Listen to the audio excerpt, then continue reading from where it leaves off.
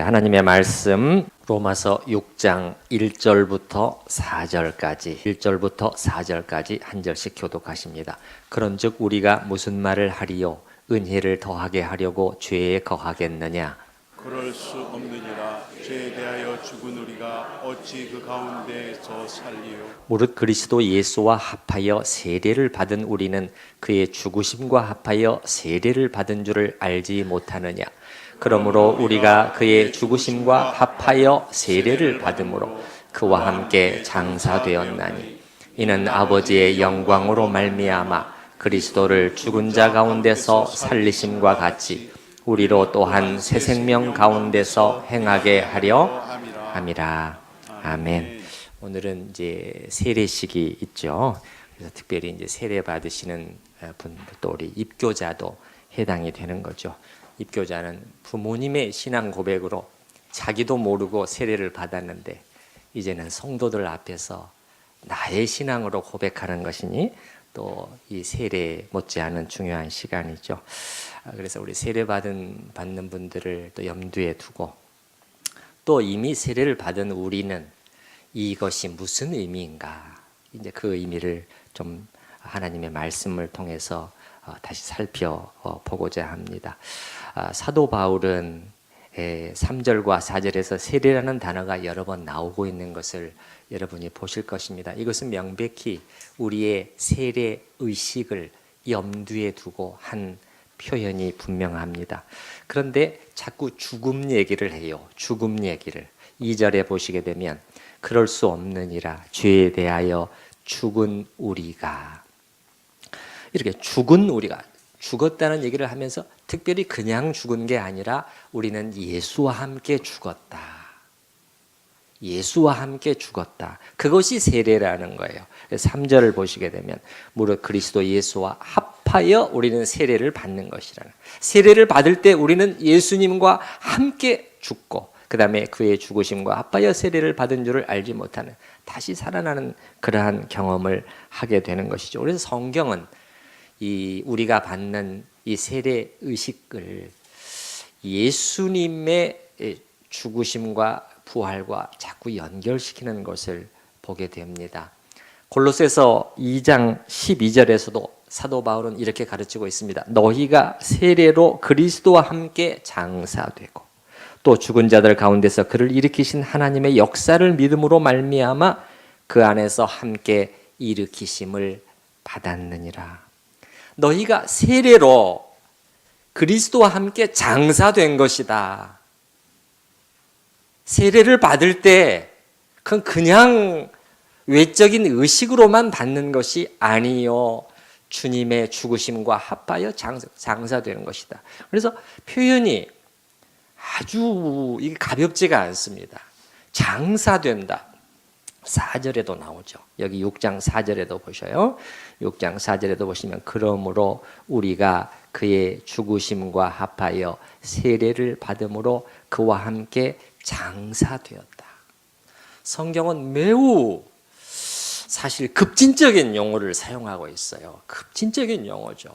장사 지내서 묻혀버렸다는 거예요.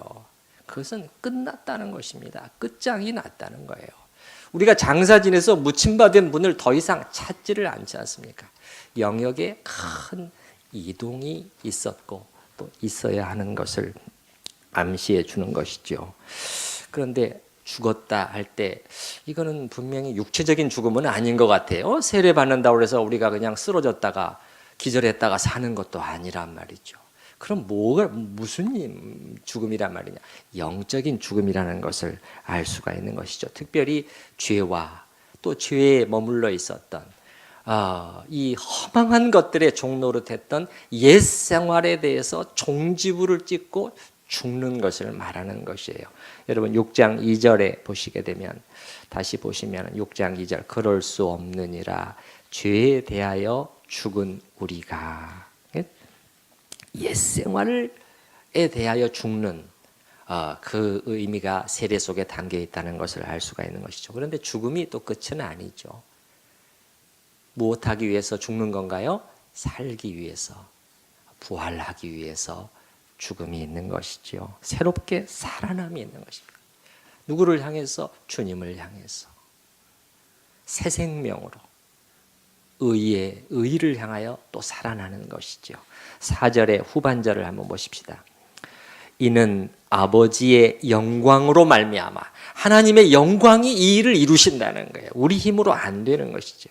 아버지의 영광으로 말미암아 그리스도를 죽은 자 가운데서 살리심처럼 그 능력이 그리스도를 무덤 속에 머물러 두지 아니하고 일으켜 세우시고 하늘로 올리심과 같이 또한 우리도 마찬가지예요. 우리로 또한 새 생명 가운데서 행하게 하려 함이라. 그런데 우리가 또한 알아야 될 것은 세례와 관련된 중요한 신학을 사도 바울은 우리에게 펼쳐 가르치고 있는데, 이것이 신학적으로만 진리일 뿐만 아니라 영적인 영역에서 3절과 4절의 이 말씀이 실제로 일어난다는 것을 우리가 알아야 됩니다. 이걸 믿음으로 받는 사람에게는 그 일이 실제로 일어나는 사실이라는 거예요. 우리의 이 신앙생활에서 중요한 문제가 있다면, 그리고 우리의 삶 속에서 능력이 나타나지 않는 중요한 한 가지 이유는 뭐냐면은, 하나님의 말씀을 우리가 대하지만, 이 무거운 말씀을 대하지만 우리에게는 참 좋은 말씀으로만 남아요. 싫어하지는 않죠. 부인하지는 않고 거부하지는 않아요. 참 좋은 말씀이네, 참 좋구나. 근데 거기서 멈춰버려요. 그러니까 하나의 그냥 이론으로서 내게 그냥 머물러 있는 것이죠. 네. 초대교회 교인들은 보게 되면 바로 이 점에서 우리와 차이점을 보이는 것 같습니다.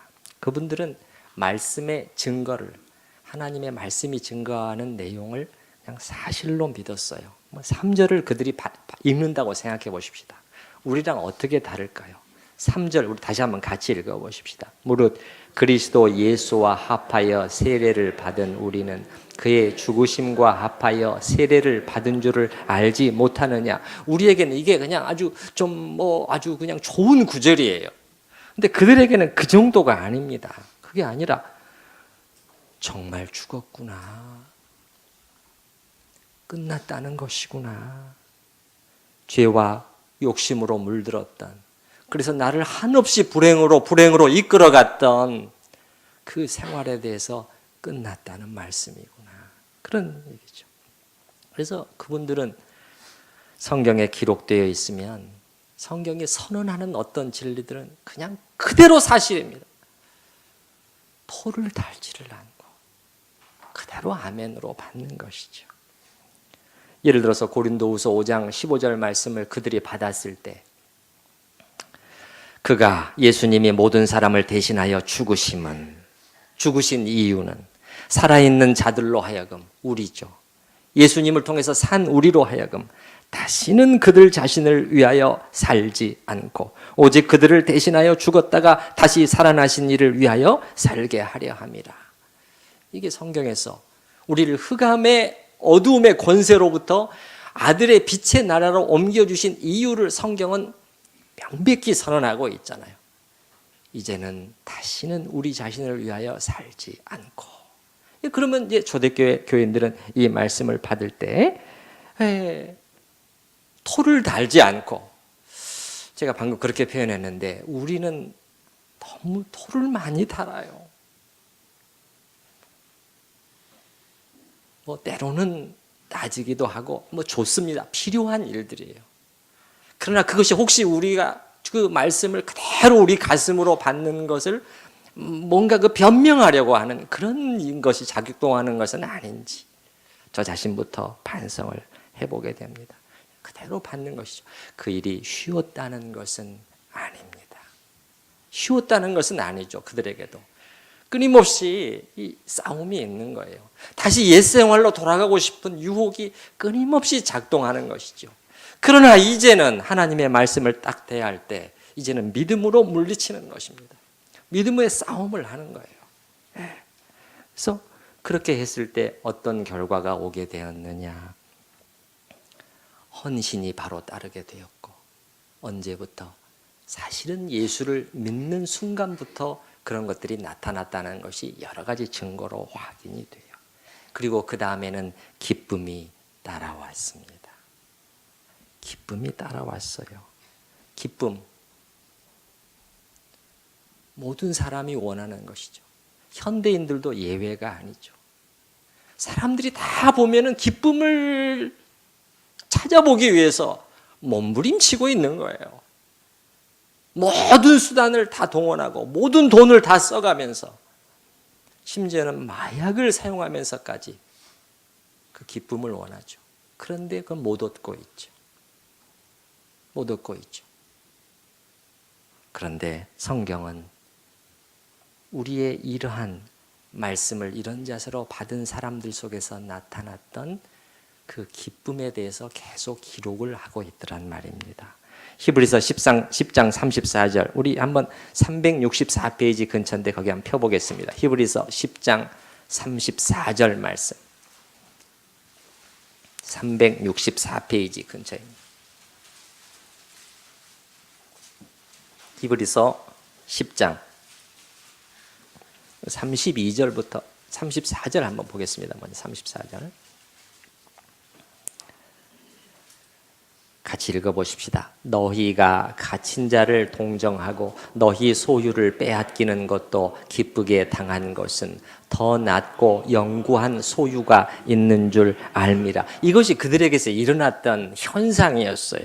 이것을 그 표준 세번역으로 읽어보도록 하겠습니다. 여러분은 실상 감옥에 갇힌 사람들과 고통을 함께 나누었고 또한 자기 소유를 빼앗기는 일이 있어도 그보다 더 좋고 더 영구한 재산이 있다는 것을 알고 그런 일을 기쁘게 당하였습니다. 이렇게 번역이 되어 있어요. 여러분, 소유를 빼앗기는 거, 그들이 그렇게 했다는 것은 벌써 뭘 말해주는 것입니까? 헌신이 없이는 이거는 불가능합니다. 헌신이 없게 되면 요 시점에서 포기하게 됩니다. 신앙 때문에 자기의 재산에, 자기의 재물에 마이너스를 가져오는 것 못 견디죠. 근데 그들이 그렇게 했다는 것은 헌신이 있었다는 거예요. 그런데 그렇게 했을 때 무엇이 왔느냐? 여기 나와 있잖아요. 34절에도 보시게 되면 너희 소유를 빼앗기는 것도 기쁘게 당한 것. 소유를 빼앗기고 예수를 붙들었는데 결과가 뭐가 왔어요? 기쁨이 왔다는 거예요. 하늘로부터 도저히 설명할 수 없는, 그것도 이 세상, 이 땅의 그러한 기쁨이 아니라, 재미가 아니라 그 신선한 순결한 기쁨이 그들의 심령을 채우게 되었다는 것입니다. 우리가 찬송에 늘 부르고 있는 것이 사실은 그것을 우리가 같이 부르고 있지 않습니까? 물밀듯 내 맘에 기쁨이 넘치는 주 예수 내 맘에 오심. 그 일이 그들에게 일어난 거예요. 주 예수가 똑같이 우리 마음에 오셨는데 우리에게는 왜 이 하늘의 기쁨이 부족할까요?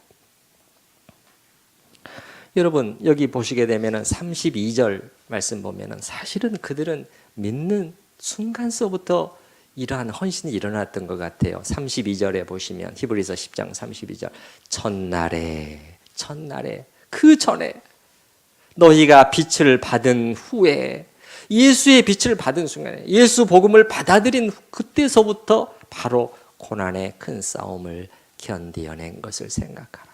혹은 비방과 환난으로서 사람에게 구경거리가 되고 혹은 이런 형편에 있는 자들과 사귀는 자가 되었습니다. 외적으로는 부끄러운 자들의 동료가 되었다는 거예요. 그런데 어떻게 이 속에서부터 이 설명할 수 없는 기쁨이 이 속에서 솟구쳐 나오는 거예요. 이게 신약의 증거입니다. 이건 거짓말이 아니는 것이죠. 무슨 말이냐? 그들에게는 하나님의 말씀이 이론으로만 머물러 있지 아니하고 늘 실제, 영어로 하면 리얼리티였다. 리얼리티. 그대로 아멘. 우리가 기독교 신학이 그래서 믿음이란 게 뭐냐? 믿음, faith, 이 신앙이란 게 도대체 뭐냐라고 정의를 할 때도 이 부분을 말해주는데 세 가지 요소가 다 있어야 된다고 말합니다. 첫 번째 지식, 두 번째 동의, 세 번째 신뢰의 세 가지 요소가 갖추어져야 온전한 믿음이라는 거예요. 그럼 지식이라는 것은 뭐냐면은 믿음의 대상과 내용이 알아야 된다는 것이죠. 그냥 무조건 믿습니다. 그건 아닙니다. 기독교는 절대 그게 아니에요. 그래서 진리가 중요한 것입니다. 진리의 내용을 알고 그걸 이제 받아들이는 거예요. 두 번째는 동의가 있다는 거예요. 동의라는 것은 뭐냐면은 신학자들은 신학서적에는 이렇게 설명합니다. 진리에 대한 열렬한 관심이라는 거예요.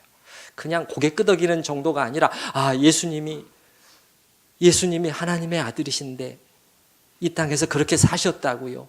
그렇게 고난을 받으신 것이 바로 저 때문이라고요 하면서 아멘, 열렬한 관심으로 아멘을 표현하는 거죠. 그런데 제일 중요한 것은 세 번째 요소라는 거예요. 그것은 신뢰가 있어야 된다는 것입니다. 영어로 하면 trust입니다. 진짜 믿음은 신뢰가 따라온다는 거예요. 이건 의지적인 요소라고 가르칩니다. 의지적인 요소. 그래서 뭐냐면 이 신뢰, 내가 믿는 바 그 진리에 나 자신을 실을 수 있을 정도의 신뢰가 따라주어야 그게 믿음이라는 것이죠. 이게 진짜 믿음이라는 것이죠.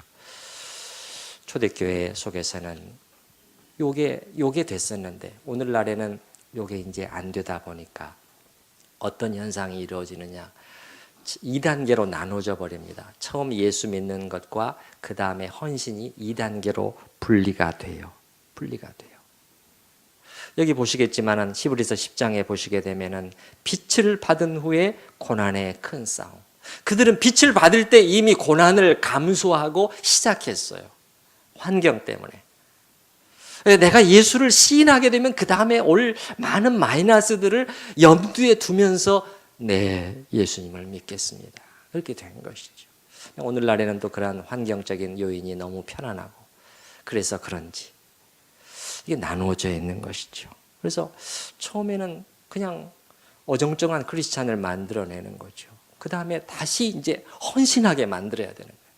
다시 성도들을 모아놓고 목회자는 하나님 앞에 이 성도의 길이 무엇인가를 다시 설명해야 되는 거예요. 근데 그게 안 된다. 좀처럼 안 돼. 저는 이 최초의 분리, 예수 믿음과 헌신이 나누어져 있는 것이 성경적인 것 같지가 않고 그건 논리적인 것 같지도 않습니다. 논리적인 것 같지도 않아요. 여러분이 한번 생각해 보십시오. 내가 내 인생에서 처음으로 어떤 중요한 어떤 그것을 믿고 받아들이는데 그 내용이 범상치 않은 내용이란 말이에요. 범상치 않은. 하나님께서 나의 모든 죄를 이 사형, 하나님의 법에 따르면 사형에 해당하는 영원한 저주 속에 있어야 마땅한 나를 용서해 주시고 그리고 그의 아들로 받아주신 은혜를 베푸셨는데 그런데 그렇게 되는 것이 그냥 이루어지는 것이 아니라 하나님의 아들의 고통스러운 이 형벌과 채찍의 맞음과 이 하늘을 향한 울부짖음과 눈물과 이 죽으심 속에서 이루어졌다는 거예요. 근데 그분을 믿고 자기의 구주로 받아들인다고 하는 사람 속에 순종과 헌신의 움직임이 전혀 없을 수가 있을까요? 뭔가가 잘못된 것이죠. 만약에 저는 이렇게 생각해요. 이런 것을 전혀 모르는, 기독교에 대해서 전혀 모르는 제3자가 이 사실을 들었을 경우에 제가 이런 내용을 다 믿어요. 근데 그분이 보니까는 내 안에서는 주님을 위한 어떤 순종과 헌신의 움직임도 감지가 되지를 않는 거예요. 그러면 그 사람은 어떤 결론을 이루게 될까요? 속으로 그렇게 생각할 것 같아요. 참 어처구니가 없구만. 어처구니가 없어. 저건 모순이야. 저건 말이 안 되는 것이지. 그건 믿는 게 아니죠. 그런 결론을 내리지 않겠습니까? 제가 생각해 보니까 신앙을 시작한 지가 금년으로 40년이 되었더군요. 1978년 대학교 2학년 때 캠퍼스에서 복음 전도를 받고 제가 회심을 하게 되었는데, 물론 그 전에 많은 단계들이 있었습니다. 하나님께서 여러 환경을 통해서 저를 낮추시는 일을 하셨죠. 그 일이 없었다면 저는 절대 무릎 꿇지 않았을 것입니다. 버텼을 것입니다. 겉으로는 이렇게 그 착해 보일지 모르지만 이 속에 있는 고집이 있거든요. 나는 아니야, 이게 있었거든요. 근데 그 하나님께서 다 낮추신 다음에 캠퍼스에서 그 한 학생을 통해서 복음을 듣는데 가슴이, 마음에, 심령 속에 출렁 이게 왔어요. 이제 이건 뭐냐면은 성령께서 그 복음 전하는 자의 입술을 통해서 역사를 하신 거죠. 여러분, 우리가 복음을 전하면 하나님께서 우리를 사용하시는 거예요. 그 사람이 있었기 때문에 제가 또 오늘이 있는 것입니다. 작은 일로 여기면 안 돼요. 우리가 우리의 이 보잘것없는 입술로 예수님을 전해주는 것, 우리는 해야 할 일만 하면 되고 하나님이 열매는 거두시는 거죠. 이게 제 출렁. 예수님을 주님으로 영접하시겠습니까? 네, 더 생각해 보겠습니다. 사실 제 마음은 이미 정해졌었어요. 근데 이제 좀 창피하기도 하고, 그래서 그냥 자존심도 있고 해서 더 생각해 보겠다. 그러나 저는 학교 앞에 있는 제 집에, 하숙집이든지 아니면 자취집이었든지 들어와서 난생 처음으로 기도라는 것을 무릎을 꿇고 해보게 되었는데, 그 예수님을 모셔드리는 기도를 하고 나서 마지막에 저도 모르게 한 문장에 나왔는데, 이 문장이 나왔어요. 이제 저의 남은 인생을 당신께 드립니다.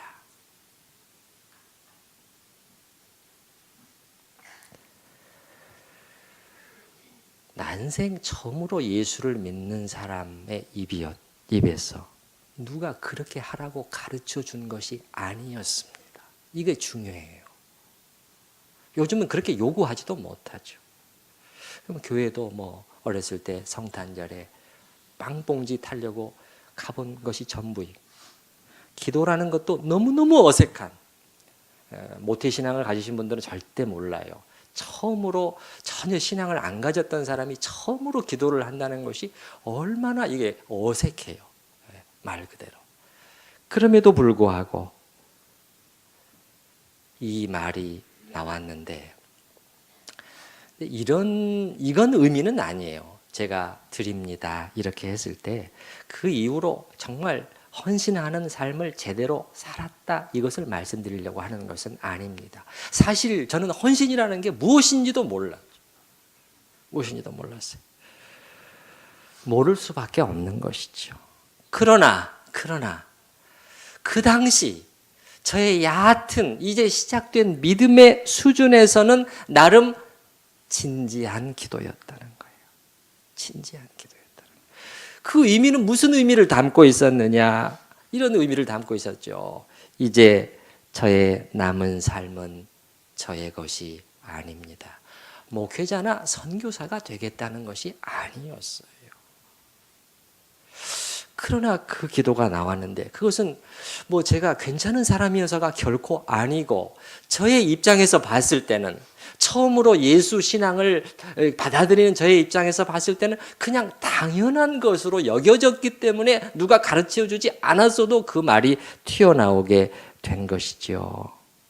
뭐가 당연하다는 말입니까? 그러면 누군가가, 그것도 하나님의 아들이 자기의 생명을 내게 주셨대요.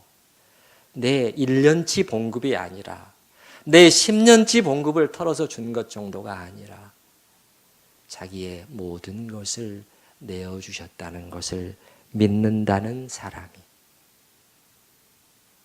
그럼 저도 드립니다, 이 말이 안 나온다는 것은 논리적으로 잘못되어 있는 것이죠. 논리적으로 앞뒤가 맞지 않는다는 것이죠. 오늘 세례 혹은 입교에 또 입교를 받으시는 분들, 이 신학적인 의미를 꼭 기억할 수 있기를 바랍니다. 예수와 함께 세례라는 것은 이론으로만 아니라 내 옛 생활을 묻습니다. 유아 세례도 마찬가지라고 생각이 돼요. 오늘 이렇게 두 가정이 유아 세례를 받게 되는데 아이가 뭘 합니까? 부모의 고백으로 이 아이를 세례를 받도록 하는 것이라면 무슨 의미가 있습니까? 그 세례의 자리에 엄마 아빠가 사실 서는 거예요. 엄마 아빠가. 그러면서 다짐하는 것이죠. 주님, 옛생활 하나님 없는 사람들이 죄와 방탕함과 쾌락과 허망한 것들에 사로잡혀 있는 그런 삶을 저의 이 아이 절대 그런 아이로 키우지 않겠습니다. 라는 커다란 각오와 다짐 속에 들여져야 한다는 거예요. 그래서 제가 가끔 말씀드리지만 세례는 너무 서두를 필요가 없다는 것입니다. 만 14세가 되었기 때문에 세례를 준다. 절대 그렇게 하지 말자. 늘 강조하고 있습니다. 20살에 받으면 어떻고 30살에 받으면 어떻습니까? 다 유아 세례도 사실은 마찬가지예요. 만 2세 나이가 되면 당연히 받는 것 조금 더 생각해 보자는 것이죠. 우리 이제 교단에서 법도 바뀌었습니다. 이제는 금년 총회에서는 만 6세로 늘어났어요. 그러니까 우리 나이로 7살까지는 유아 세례를 줄 수 있도록 그렇게 했습니다. 정말 주님 앞에 기도하고 또 아이를 주님 앞에 믿음과 헌신으로 드리는 그러한 일들이 필요하겠습니다. 이렇게 우리가 우리 자신 참된 믿음으로 우리 자신을 드리게 되었을 때 세례의 자리에서 이미 세례 받으신 분들도 그 의미를 다시 한번 되새겨 보면서 예수와 함께 세례받는 그런 의미야. 이렇게 우리 자신을 드리는 그런 일을 하게 되었을 때 두 가지 유익이 따라오게 되는데 첫 번째는 신앙이 실제가 되기 시작합니다. 신앙이 실제가 되기 시작해요. 많은 경우에 우리들에게는 전능하사 천지를 지으신 하나님 아버지를 내가 믿사오며 그저 뭡니다. 그 외아들 본디오 빌라도 앞에서 고난을 받으사 그냥 멀리 있는 얘기처럼 들려요. 그러나 이제 이런 첫걸음을 딱 내딛게 되면 그런 모든 신앙의 신조들이 멀리 느껴지지 않습니다. 부쩍 가까이 다가오게 됩니다. 불가시적인 보이는 세계보다도 가시적인 이 세계보다도 불가시적인 이 영적인 세계가 가깝게 느껴지고 오히려 그리고 그 세계를 사랑하는 일이 생기게 됩니다. 그리고 두 번째는 기쁨이 수반되게 돼요. 아까 말씀드린 것처럼 이 땅의 즐거움이나 재미와는 차원이 다른 성령의 역사로 말미암은 하늘의 기쁨이 임하는 것입니다.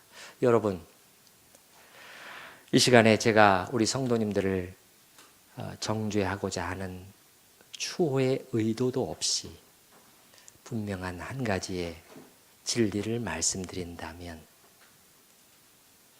드려짐이 없이는 헌신이 없이는 기쁨이 따라오지 않습니다. 네, 우리 하나님 말씀 들으신 말씀 생각하면서 우리 주님 앞에 같이 기도하도록 하십시다.